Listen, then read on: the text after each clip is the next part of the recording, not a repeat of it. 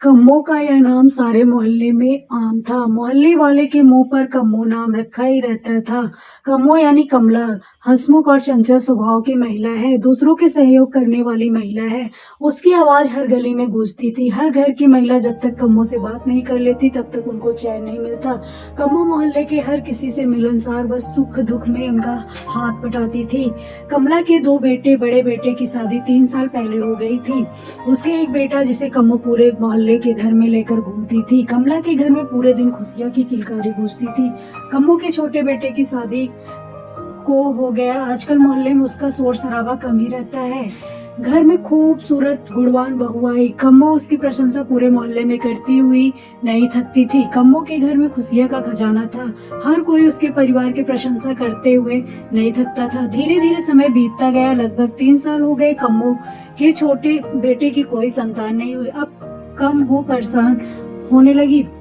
हर कोई उसकी छोटी बहू के बारे में पूछता है, वह क्या जवाब देती। अब कम्मो छोटी बहू पर कई बार गुस्सा करने लगी थी, पर इससे होता क्या, यह सब तो भगवान की मर्जी है, ऐसा सोचकर गुस्सा टाल देती। अब छोटी बहू भी परेशान रहने लगी थी। वह अकेले अंदर ही अंदर घुटती रहती थी। जब घर में इस तरह की बातें होती तो वह रोने लगती। अब उसे घर में सभी ताने देने लगे।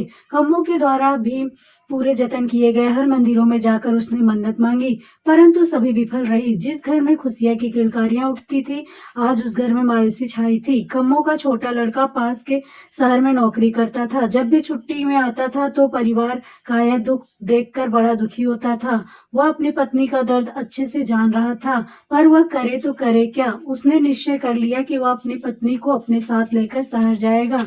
वह अपनी पत्नी को साथ ले गया। जब वो ड्यूटी पर चला गया तो वह अकेले इसी बात को लेकर, महिला का सबसे बड़ा दुख बांझपन होता जो उसे देखने को मिला। बात उसने अपने पति को बताई। दोनों तैयार होकर डॉक्टर के पास गए। डॉक्टर से अपनी समस्या बताए। डॉक्टर ने कुछ टेस्ट कराए और उनको प्रयोग करने पड़ेगा। इस पर निवेश ने अपनी सहमति दी। ठीक समय पर निवेश को पुत्र रत्न की प्राप्ति हुई। जब खुशियां मनाई, जो कभी ताना देती थी, उनके घर घड़ों पानी गिर गया, मानो पानी गिर गया। हर किसी की आंखों में खुशी के आंसू थे।